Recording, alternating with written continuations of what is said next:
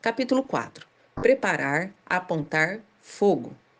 Essas palavras transmitem uma imagem vívida que ajuda a ilustrar o círculo vicioso da ira, a progressão da ira até o pecado. Depois de ouvir preparar, apontar e fogo, é impossível não visualizar o que isso representa.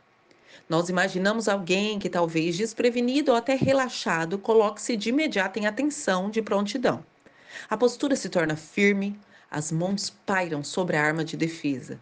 Em seguida, nós vemos a pessoa levantar a arma em busca atentamente do seu alvo, e ela faz ajustes precisos e observa mentalmente a distância e a posição da vítima.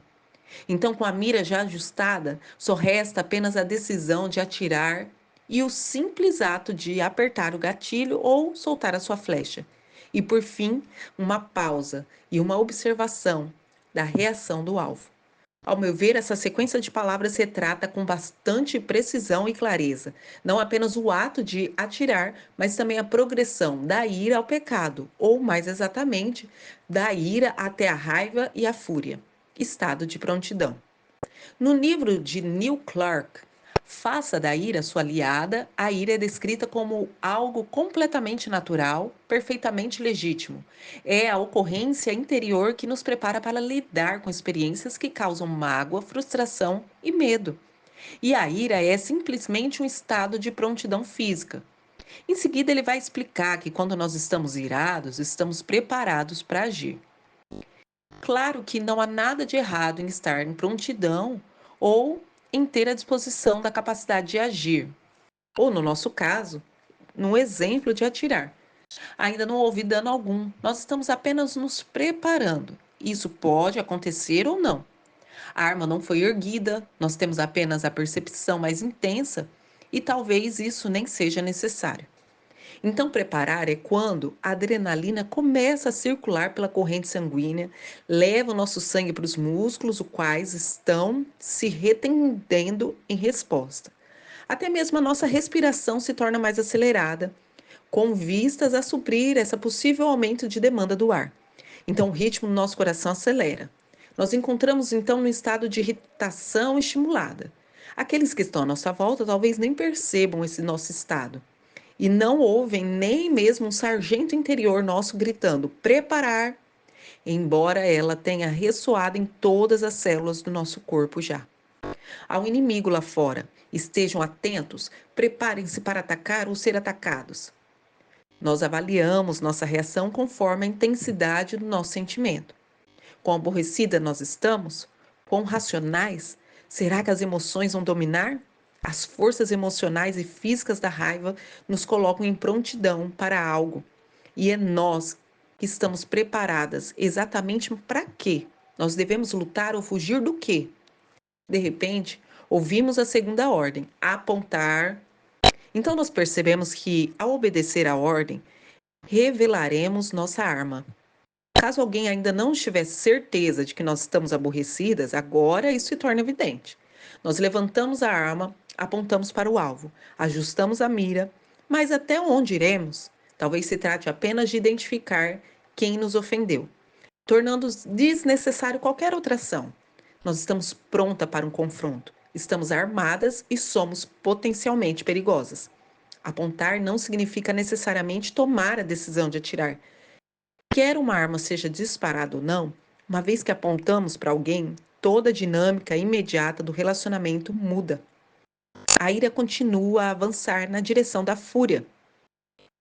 E a essa altura, nós tomamos a decisão de atirar. Um elemento de desespero e medo foi introduzido nessa equação. É uma questão de destruir ou de ser destruída. Portanto, nós definimos a pessoa ou até as pessoas como alvo e colocamos eles nas miras. Mas onde nós devemos acertar? Nós queremos feri-lo temporariamente ou talvez incapacitá-lo, a fim de que nem ande mais para o resto da vida. Ou será necessário atirar completamente para que ele saia da cena? Nesse caso, nós temos de voltar a mira para os nossos órgãos, para um órgão vital, como o coração. Em nosso estado de agitação, é possível tomar essa decisão de modo seguro? Não temos opção. Somos impelidas pela percepção de urgência. Agora nós temos a certeza de que precisamos acertar a cabeça ou o coração. Então miramos com cuidado e exatidão e esperamos pelo sinal fogo. É quando nós apertamos o gatilho e o sentimento dá aquele rebote na arma. Por um instante, nós fechamos os olhos para não ver a imagem que nos espera, mas logo abrimos. Temos bem diante de nós uma devastação sangrenta. É algo muito mais real e horrível do que imaginávamos. Ficamos chocadas com a destruição e começamos a questionar a ordem do sargento, o instrutor, que agora se encontra estranhamente silencioso. O que testemunhamos? Assistimos à reação natural da ira, que se intensificou até alcançar o perigoso estágio final da fúria. Esse exemplo ilustra a linha divisória entre a linha construtiva da ira e a fúria destrutiva. A ira corresponde à prontidão emocional e até física. A raiva é quando pegamos a arma e a fúria é quando tomamos a decisão incontida de usá-la com o propósito de destruição. Armas de raiva. Com grande frequência, nós vivemos situações de preparar, apontar e fogo, sem que existam armas físicas envolvidas de fato. As nossas armas são menos tangíveis e assumem a forma de palavras, de pensamentos e ações. Talvez até agora mesmo, algumas de vocês estão em mente as imagens de alguma ocasião em que você disparou a arma. É possível que outras se recordem de levantar os olhos e descobrir que estavam na mira de alguém até. É importante considerarmos alguns exemplos detalhados e práticos de raiva e fúria, pois muitas vezes uma parte significativa daquilo que chamamos de ira, na verdade, consiste nos estágios progressivos de raiva e fúria. Lembrem-se da história do primeiro capítulo, quando eu atirei o prato no John, no meu marido? Então, enquanto eu lançava a louça, a minha tensão emocional foi se conduzindo ao estágio de prontidão de ira. Eu sabia que estava agitada e que estava tendo dificuldade para manter o autocontrole. Foi então que veio a última gota. Eu permiti que uma palavra, uma frase do meu marido me empurrasse para além da ira, até o âmbito da raiva. Eu identifiquei meu marido como um alvo. A essa altura, ainda eu poderia ter me refreado, mas eu escolhi deixar que a raiva e a fúria corressem soltas sobre mim. Eu liberei a minha emoção com força total. Foi quando eu atirei aquele prato. Agora, vejamos um exemplo de preparar, apontar fogo nas Escrituras. Isso mesmo. É a famosa narrativa de Caim e de seu irmão Abel. Embora você conheça essa passagem, eu peço que você leia novamente, para como se ela fosse a primeira vez que você estivesse ouvindo. Gênesis 4, de 3 a 5. Passado algum tempo, Caim trouxe um fruto da terra, uma oferta ao Senhor. Abel, por sua vez, trouxe as partes gordas das primeiras crias do seu rebanho. O Senhor aceitou com agrado Abel e a sua oferta, mas não aceitou a Caim e a sua oferta. Surgiu um problema. Deus aceitou com agrado Abel com a sua oferta, mas negou seu favor a Caim e a sua oferta. Imagine as fortes emoções despertadas aqui nessa situação. Caim tinha a expectativa de que seus esforços seriam recompensados por Deus. Talvez ele até mesmo considerasse sua oferta até melhor que a de Abel. Afinal, Caim havia trabalhado um longo tempo ali, enquanto Abel simplesmente havia abatido a sua ovelha em um único dia. Caim ficou estarrecido com o que se passou. Ele sabia que Deus era Deus e não queria reconhecer que ele próprio talvez tivesse feito algo de errado. A culpa devia ser então de Abel. De algum modo, Abel havia tirado a bênção da vida de Caim. Portanto, Caim ficou extremamente aborrecido e se viu em pleno estado de prontidão. Por quê? Se nós continuarmos lendo Gênesis 4, nós vamos ver no versículo 5, 7 assim. Por isso Caim se enfureceu, o seu rosto se transformou. O Senhor disse a Caim: Por que você está furioso? Por que se transformou o seu rosto? Se você fizer o bem, não será aceito? Mas, se não o fizer, saiba que o pecado ameaça a porta. Ele deseja conquistá-lo, mas você deve dominá-lo. Deus fará as mesmas perguntas para nós. Por quê? O que provocou a emoção tão intensa neste momento? Qual é a verdadeira fonte do problema? Deus estava ciente da ira de Caim e lhe fez uma pergunta importante: por quê? Deus já sabia que Caim estava aborrecido, mas queria que Caim se conscientizasse desse fato.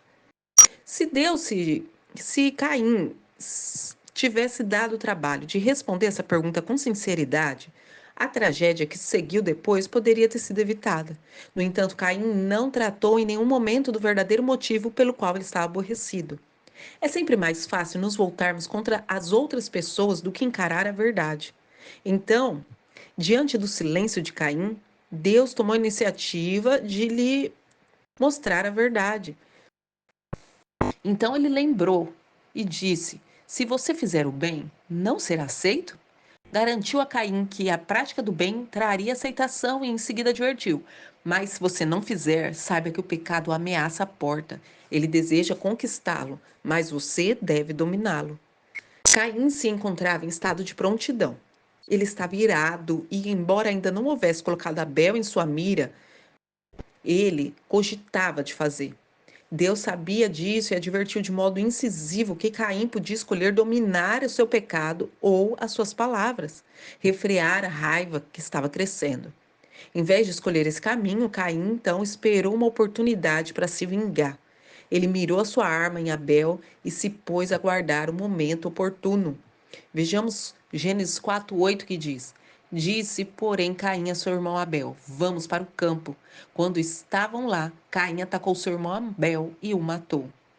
Talvez Caim tenha pedido ajuda de Abel ou tenha convidado a ver o restante da sua colheita. Desde o início, porém, o objetivo de Caim era de matar Abel. Ele não deu ouvidos à advertência de Deus, ele preferiu entregar-se ao pecado ao permitir que permitiu que ele o conquistasse. Gênesis 4:9 continua falando. Então o Senhor perguntou a Caim: Onde está o seu irmão Abel? Respondeu ele: Eu não sei. Sou eu responsável pelo meu irmão? Disse o Senhor: O que foi que você fez? Escute, da terra o sangue do seu irmão está clamando. Caim sabia muito bem onde estava seu irmão. Ele estava morto e enterrado no campo, cercado pelos frutos da oferta que Deus havia rejeitado. É interessante observar que Caim sabia realizar um sacrifício, mas preferiu usar esse conhecimento contra seu irmão a oferecer um sacrifício como ato de obediência a Deus. Podemos supor que os dois irmãos houvessem aprendido com os pais, Adão e Eva, sobre o sacrifício de um cordeiro sem defeito. No entanto, Caim permitiu que a sua ira tomasse um rumo destrutivo e se transformasse em raiva e fúria. Se fizermos o que é certo, seremos aceitos. Continuamos a ter a capacidade de dominar o pecado.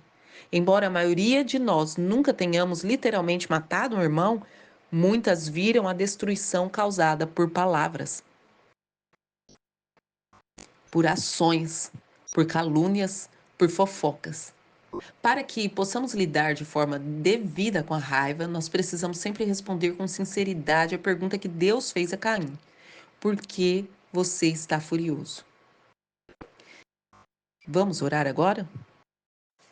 Pai Celestial, eu me dirijo ao Senhor envolto na justiça de Jesus. Eu desejo a verdade em meu íntimo. Eu peço que o Senhor abra os olhos do meu coração para que eu perceba quando a ira estiver presente. Som do meu coração, Senhor. Revela em mim a cada dia as ocasiões em que eu reajo com raiva, a fim de que eu possa investigar os verdadeiros motivos. Em nome de Jesus. Amém.